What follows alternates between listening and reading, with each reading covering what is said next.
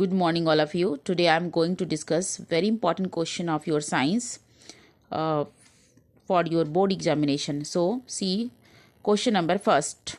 Which of the following graph show the amount of work done in moving the charge q for a given potential?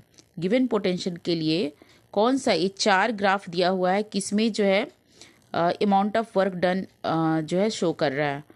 Okay, सो कोई भी given potential के लिए यदि हम charge को move करते हैं, so the amount of work done होगा that can be shown by the graph C, that will be straight line. Okay, so next question is the given figure shows 4 trophic level in a pyramid. At which trophic level is the concentration of pesticides maximum. Trophic level दिया हुआ है आपका and इस trophic level के अंदर आपको बताना है कि पेस्टिसाइड का कंसंट्रेशन कहाँ पे मैक्सिमम होगा. तो आपको पता है कि जैसे जैसे ट्रॉपिक लेवल बढ़ता जाता है पेस्टिसाइड का कॉन्सेंट्रेशन भी बढ़ता जाता है. Okay, so the answer will be T4 यानी कि answer will be D. According to biological magnification, जैसे जैसे हम हायर लेवल की तरफ चलते हैं हमारा जो है ट्रॉपिक लेवल बढ़ता जाएगा, पेस्टिसाइड्स या टॉक्सिसिटी का कॉन्सेंट्रेशन उतना ही ज़्यादा बढ़ता जाता है. ओके, नेक्स्ट क्वेश्चन है विच of the following property of a proton can change while it move freely in a magnetic field. यदि किसी प्रोटोन को हम मैग्नेटिक फील्ड में फ्रीली मूव करते हैं तो इसका कौन सा प्रॉपर्टी चेंज होगा. ओके, सो यहाँ पे भी आपको 4 आंसर दिया हुआ है, speed, mass, velocity and momentum. तो आपको पता होना चाहिए कि जब प्रोटोन को हम मूव करेंगे मैग्नेटिक फील्ड में freely, then its velocity and momentum would be affected by the force acting on it. Okay, so इसका कौन सा प्रॉपर्टी चेंज होगा, वेलोसिटी एंड मोमेंटम, क्योंकि वेलोसिटी चेंज होगा और मोमेंटम जो होता है मास इनटू वेलोसिटी होता है. सो वेलोसिटी चेंज होने से मोमेंटम भी चेंज होगा. So option number C is the correct option. Now next question number 4 is identify the option through which information travel as an electric impulse. so इस question के अंदर आपको बताना है कि कहाँ पे जो है इंफॉर्मेशन इलेक्ट्रिक इम्पल्स की तरह ट्रेवल करता है. So it is the diagram of neuron. ये न्यूरॉन का डायग्राम दिया हुआ है. सो आपको इसके अंदर बताना है कि कहाँ पे जो है इंफॉर्मेशन इलेक्ट्रिक इम्पल्स की तरह ट्रेवल करता है. So the answer will be axon. Okay, so axon, यहाँ पे देखो एक्सॉन कहाँ है. सो आंसर विल बी 3 यानी कि C will be the correct answer. Okay,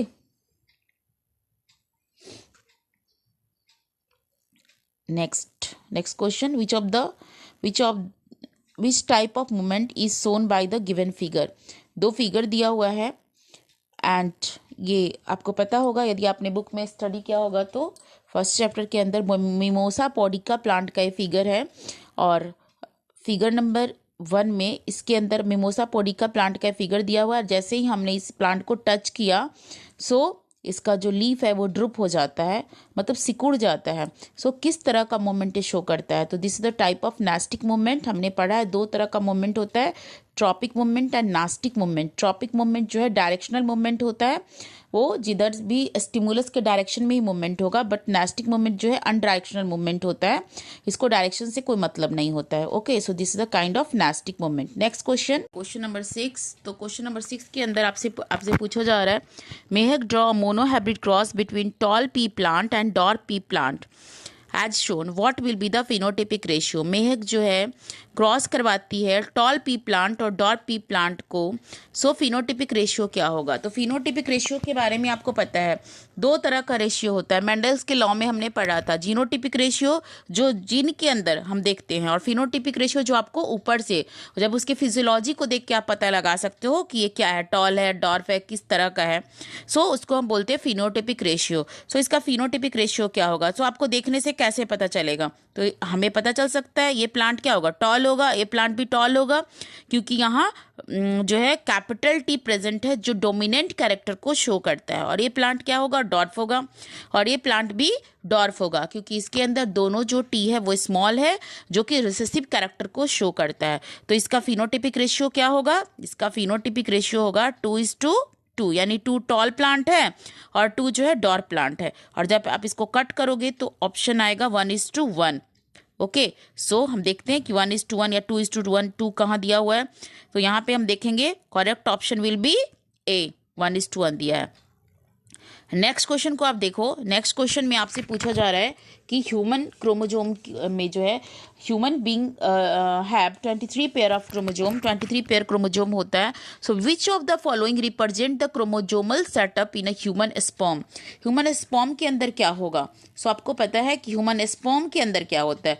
तो ह्यूमन बीइंग के अंदर तो 23 पेयर क्रोमोजोम होता है, जिसमें से 22 पेयर ऑटोजोम होता है और 1 पेयर सेक्स क्रोमोजोम होता है। सो आपको पता है कि ह्यूमन स्पर्म के अंदर क्या होगा, XY। ह्यूमन स्पर्म के अंदर कौन सा सेक्स क्रोमोजोम होगा, XY। और यदि ह्यूमन फीमेल के अंदर पूछे तो क्या होगा, ये ऑप्शन विल बी XX। सो हमसे क्वेश्चन में क्या पूछा जा रहा है, ह्यूमन स्पर्म के अंदर क्या होगा। सो हम देखते हैं XY कहाँ दिया हुआ है। सो आप देखो कि 22 यहाँ है और इसके साथ XY भी दिया हुआ है। सो correct option will B A, क्योंकि यदि हम B की बात करते हैं तो यहाँ X और 22 प्लस Y है जो कभी नहीं होगा।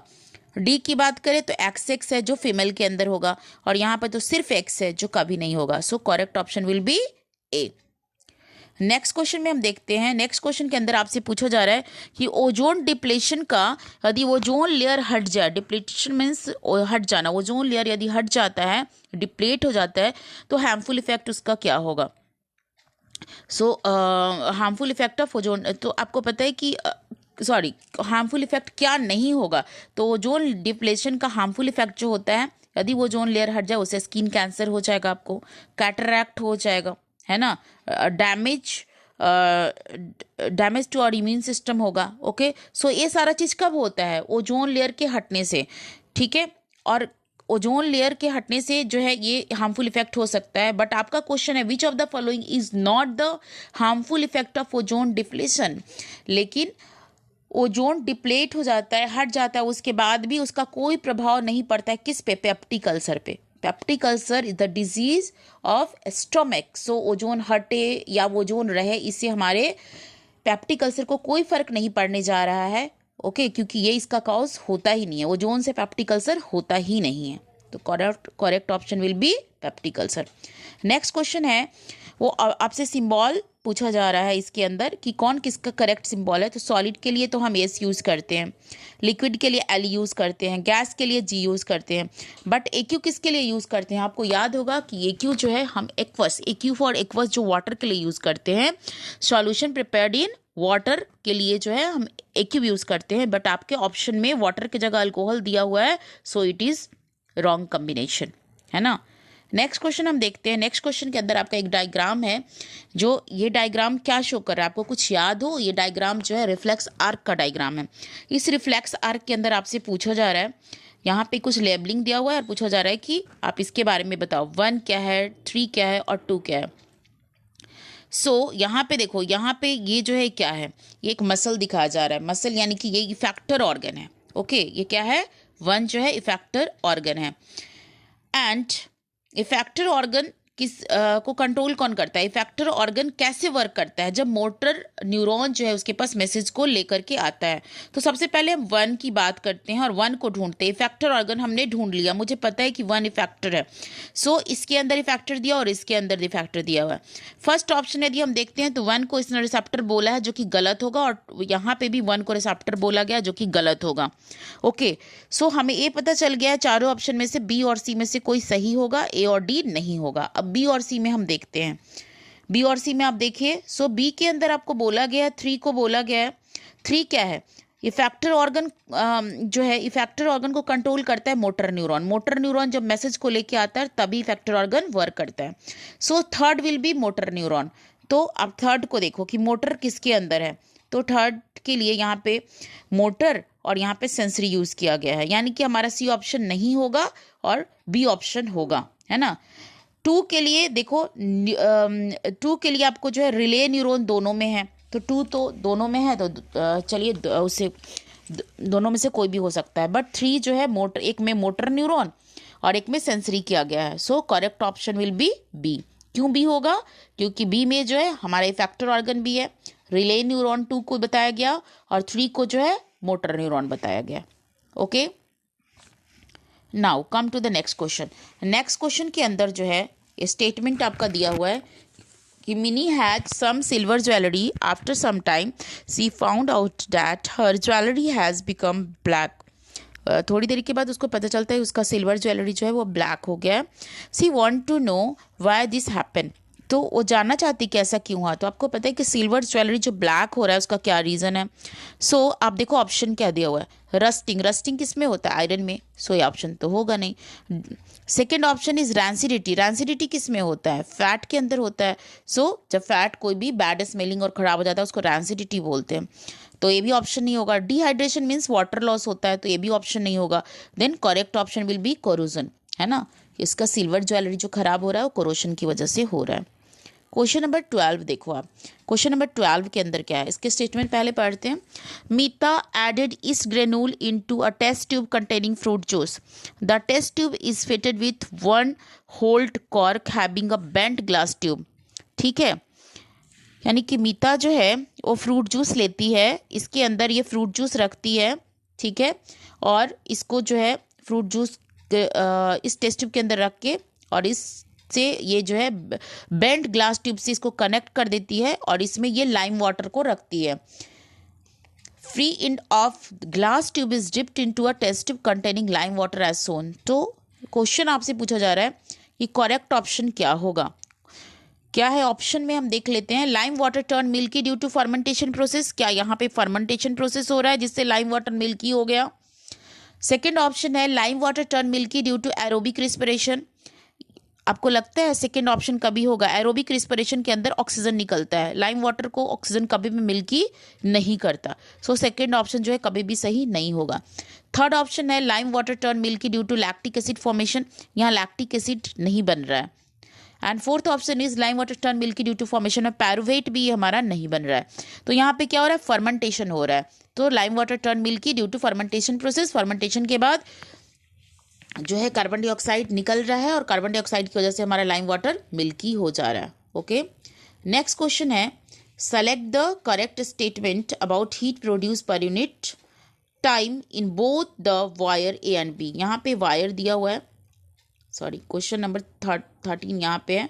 सो करेक्ट स्टेटमेंट को आपको सेलेक्ट करना है। वी आई का ग्राफ में करेक्ट स्टेटमेंट आपको सेलेक्ट करना है कि which will be the correct statement, यानी कि सो ऑप्शन हम देख लेते हैं। हमारा पहला ऑप्शन क्या है, सो हमारा पहला ऑप्शन है wire A produce more heat per unit time then wire B. Wire A जो है ज़्यादा हीट प्रोड्यूस कर रहा है वायर बी से। सेकेंड ऑप्शन है wire B produce more heat per unit time then wire A, है ना। सो हमारा first option will be correct क्योंकि वायर ए जो है वो ज़्यादा हीट प्रोड्यूस कर रहा है। यदि आप ग्राफ को देखोगे तो आपको पता चलेगा कि वायर ए यहाँ पे है ना। So wire A is producing more heat. Okay, next option जो है, नेक्स्ट क्वेश्चन में हम चलते हैं। Question number 14। Ruhi added an iron nail in a copper sulphate solution. Ruhi ने जो है कॉपर सल्फेट के सॉल्यूशन में आयरन नेल को ऐड किया है in a test tube and kept for some time. She observed the color fade away and brown coating is deposited on iron nail. Iron nail को जो उसने रखा था उस पर एक ब्राउन कलर का लेयर चढ़ गया है आयरन नेल के ऊपर।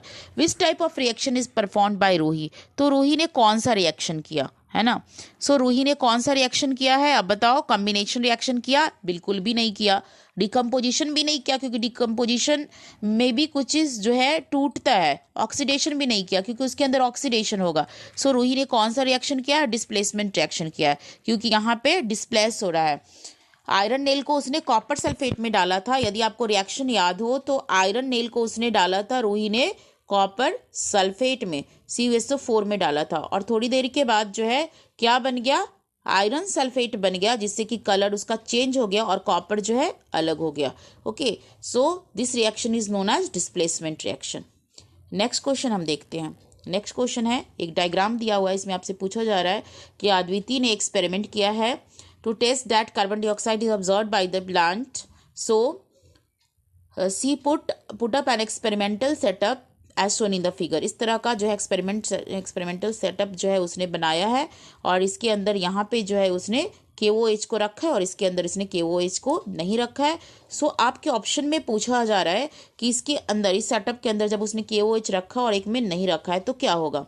क्या leaf of plant of pot A would show starch test, क्या ये स्टार्च टेस्ट शो करेगा। इस पॉट जो है इसके लीफ को जब हम लेंगे तो स्टार्च टेस्ट शो करेगा, या इसका लीफ स्टार्च टेस्ट जो है वो करेंगे तो शो करेगा।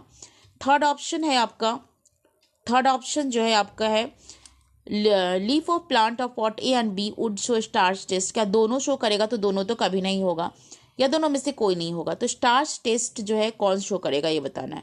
तो आपको पता है कि इसके अंदर इसने क्या रखा है, KOH रखा है, ठीक है। सो CO2 was not available for a because KOH absorb all CO2, है ना। KOH जो है सारे CO2 को एब्जॉर्ब कर जाएगा। KOH जो है सारे CO2 को एब्जॉर्ब कर जाएगा। सो जब CO2 होगा नहीं तो स्टार्च बनेगा नहीं। इसके अंदर जब CO2 होगा नहीं, क्योंकि कार्बोहाइड्रेट बनाने के लिए या स्टार्च बनाने के लिए CO2 का होना ज़रूरी है। जब CO2 बचेगा नहीं तो इसके अंदर स्टार्च बनेगा नहीं, ठीक है, स्टार्च बनेगा नहीं। तो क्या ये स्टार्च टेस्ट शो करेगा, नहीं शो करेगा। तो ए तो शो नहीं करेगा। तो आपके ऑप्शन में क्या है, leaf of plant of pot A would show starch test, कभी नहीं, ए तो कभी नहीं शो करेगा, बी शो करेगा। तो option B will be correct. So B का जो है स्टार्च टेस्ट में पॉजिटिव आएगा, शो करेगा। So your option B will be correct option. Okay, next question है potassium chloride is neutral. Potassium chloride जो है एक न्यूट्रल है, neutral as it is a salt of, क्योंकि ये साल्ट है। पोटासियम क्लोराइड जब हम बनाते हैं तो स्ट्रॉन्ग एसिड और स्ट्रॉन्ग बेस का यूज़ करके ये साल्ट बनाते हैं, क्योंकि हमें पता है कोई भी साल्ट बनाने के लिए हम एसिड और बेस का यूज़ करते हैं, बट पोटासियम क्लोराइड बनाने के लिए हम स्ट्रॉन्ग एसिड और स्ट्रॉन्ग बेस का यूज़ करते हैं। ओके, सो ये जो है न्यूट्रल होगा, क्योंकि एसिड भी स्ट्रॉन्ग है और बेस भी स्ट्रॉन्ग है। नेक्स्ट क्वेश्चन रीजन असर्शन वाला क्वेश्चन है, जो कि बहुत ही इंपॉर्टेंट है। और आप इस तरह के क्वेश्चन में बहुत ज़्यादा गलतियां करते हो, क्योंकि आपको रीजन के साथ साथ मतलब वो क्यों होता है वो भी पता होना चाहिए, और दोनों ट्रू है कि नहीं ये भी पता होना चाहिए। इस तरह का क्वेश्चन आपने पहले भी किया होगा, आपको पता है। इसकी ए ऑप्शन एक बार ऐसे पढ़ लेना एग्जाम के अंदर जब आप जाओगे।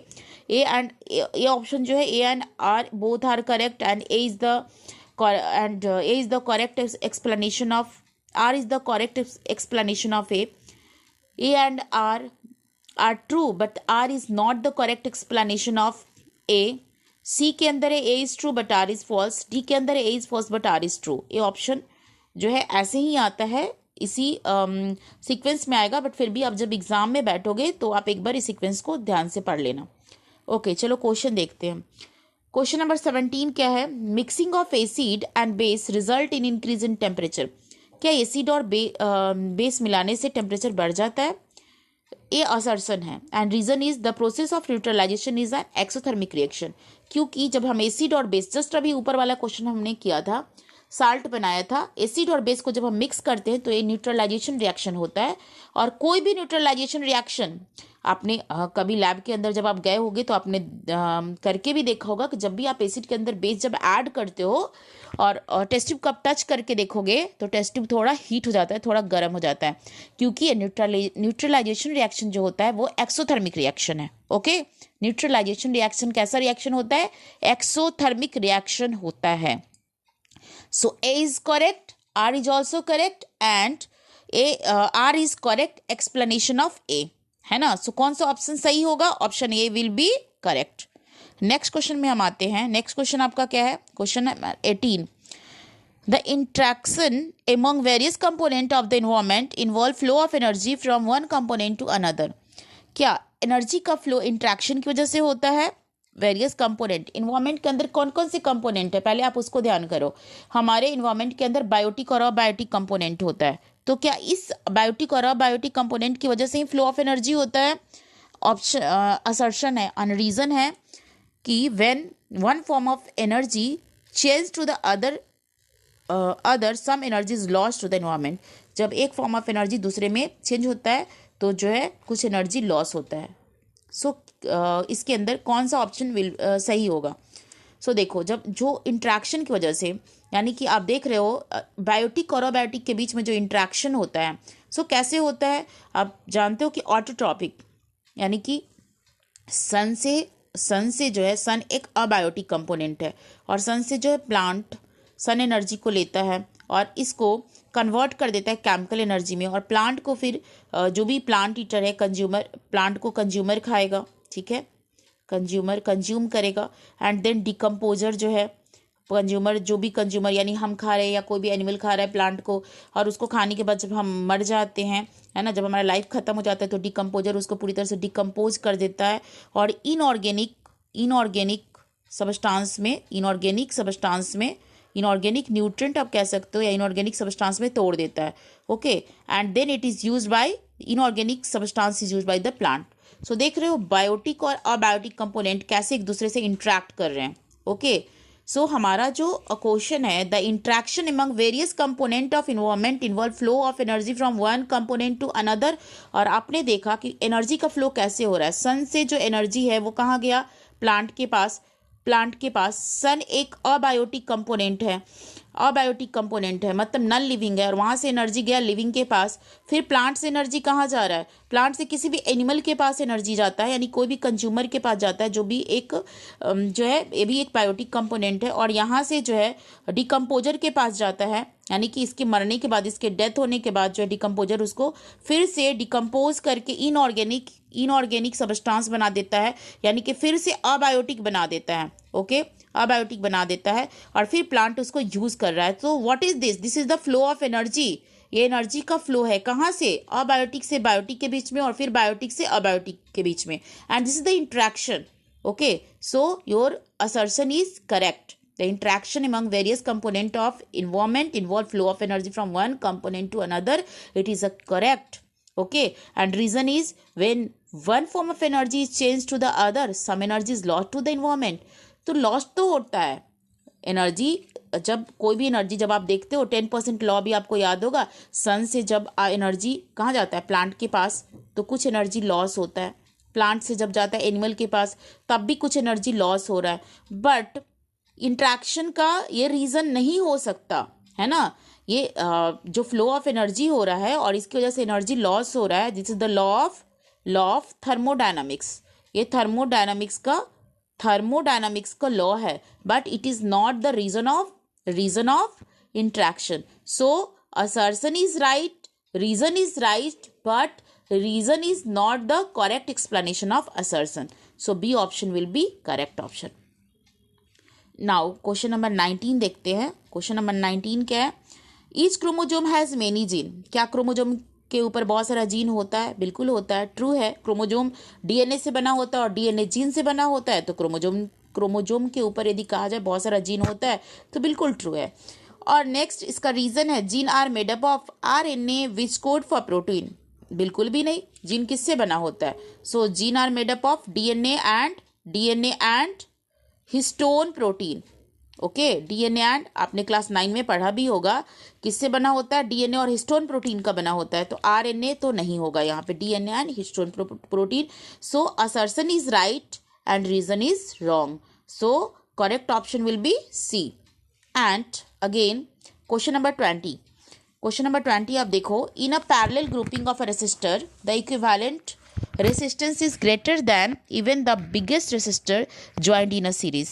कहता है कि यदि हम पैरेलल ग्रुपिंग करते हैं, यानी कि पैरेलल रेसिस्टर्स को जोड़ते हैं, यानी कि आर इक्विवेलेंट पैरेलल में जब आप करते हो, पैरेलल के अंदर करते हो, तो क्या होता है इसका formula, R1 R2 by R1 plus R2। ठीक है, R equivalent in parallel and R equivalent in series में क्या होता है, R1 plus R2 plus R3 dot dot dot, मतलब जितना भी आप जोड़ सकते हो जोड़ दो। तो आपका क्वेश्चन क्या है? क्वेश्चन है कि in parallel grouping of resistance the equivalent resistance is greater than even the biggest resistor joined in series. So parallel के अंदर आप एक बात याद रखना, मान लो, अब एग्जाम्पल से मैं आपको समझाती हूँ। जैसे मान लो एक R1 है, R1 का वैल्यू आपको दिया हुआ है 2 और R2 का वैल्यू दिया हुआ है आपको R2 का वैल्यू दिया हुआ है 3। तो R इक्विवेलेंट इन पैरेलल निकालो आप, पैरेलल के अंदर आप निकालो, पैरेलल के अंदर R इक्विवेलेंट निकालोगे जब आप, तो क्या करोगे, 2 इंटू 3 एंड 2 प्लस 3, ठीक है। तो 6 डिवाइडेड बाई 5 होगा, यानी कि R इक्विवेलेंट जो है वो क्या हो जाएगा, 6 डिवाइडेड बाई 5 यानी 1 पॉइंट समथिंग आएगा।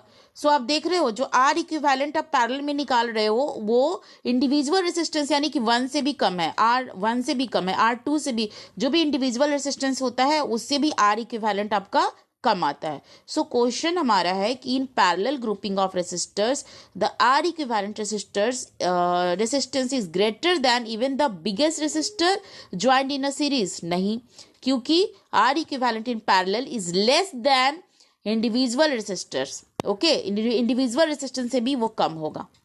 सो हमारा असर्शन तो रॉन्ग हो गया। रीजन हम देख लेते हैं।